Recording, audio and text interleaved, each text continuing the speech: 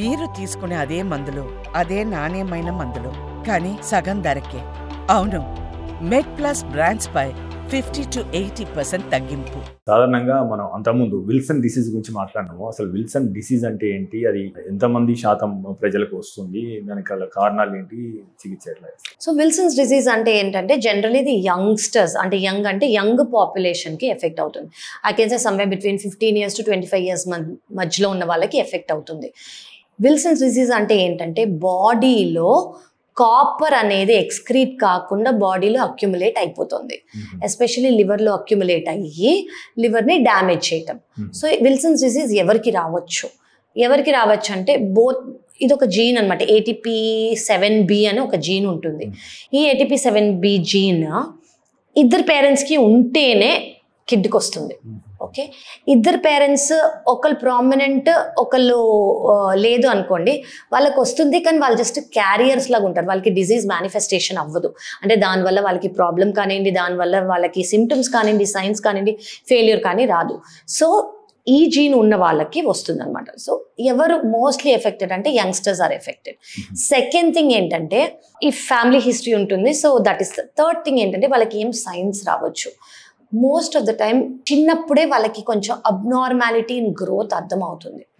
ఎందుకంటే వీళ్ళకి growth problems ఉంటాయి. మైల్ స్టోన్స్ కరెక్ట్గా అచీవ్ కాకపోవటం కానివ్వండి, సరిగ్గా మాట్లాడలేకపోవటం కానివ్వండి, సరిగ్గా నుంచోలేకపోవటం కానివ్వండి, గ్రిప్ అనేది సరిగ్గా లేకపోవటం కానివ్వండి, కాళ్ళు చేతులు స్టిఫ్గా టైట్గా టోన్డ్గా లేకుండా కొంచెం ఫ్లాసిడ్, వేరే కైండ్ ఆఫ్ ప్రాబ్లమ్స్ ఉంటాయి. ఈవెన్ బ్రెయిన్ వైజ్ అంటే బ్రెయిన్ మైల్ స్టోన్స్ అచీవ్ చేసేటప్పుడు IQ అవన్నీ స్కూల్లోనే లేదా యంగ్ ఇయర్స్లోనే వాళ్ళకి కొంచెం అర్థమవుతుంది, కొంచెం డిలేడ్ ఉంటాయి వాళ్ళ మైల్ స్టోన్స్.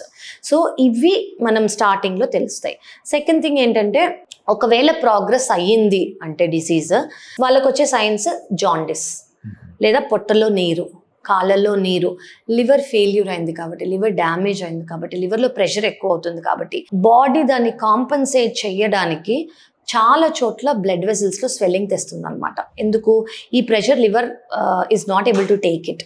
సో బాడీయే వేరే బ్లడ్ వెజల్స్ని క్రియేట్ చేసి ఆ బ్లడ్ వెజల్స్లో స్వెల్లింగ్ని ఇచ్చిస్తుంది. అంటే బ్లడ్ అందులోంచి పాస్ అవుతుంది.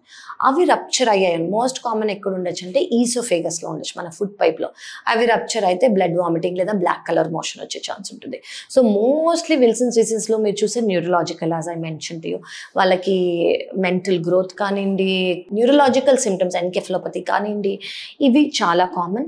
Secondly liver failure symptoms, jaundice కానివ్వండి, అసైటిస్ అంటే పొట్టలో నీరు, కాల్లో నీరు, బ్లీడింగ్, ఇవన్నీ కూడా ఉంటాయి. So Wilson's disease failure symptoms వస్తే ఖచ్చితంగా విల్సన్స్ డిసీజ్కి కంప్లీట్ క్యూర్ అనేది ఉంది. లివర్ ట్రాన్స్ప్లాంటేషన్ అనేది చేస్తే బేసిక్లీ ఇది యంగ్స్టర్స్ కాబట్టి వాళ్ళు నార్మల్ లైఫ్ లివ్ చేయొచ్చు. సో లివర్ ట్రాన్స్ప్లాంటేషన్ అంటే ఏంటంటే పాడైపోయిన లివర్ని తీసి కొత్త లివర్ని పెట్టడం. సో యంగ్స్టర్స్కి ఎఫెక్ట్ అవుతుంది కాబట్టి వాళ్ళు నార్మల్ లైఫ్. మా పేషెంట్స్ చాలామంది యంగ్స్టర్స్ ట్రాన్స్ప్లాంట్ చేశాక they got married, they have kids, so they totally become normal. So liver transplantation అనేది విల్సన్స్ డిసీజ్కి కంప్లీట్ క్యూర్. సో క్యూర్ లేదు అని అనుకోకర్లేదు. సో విల్సన్స్ డిసీజ్ కంప్లీట్గా క్యూర్ అవ్వచ్చు.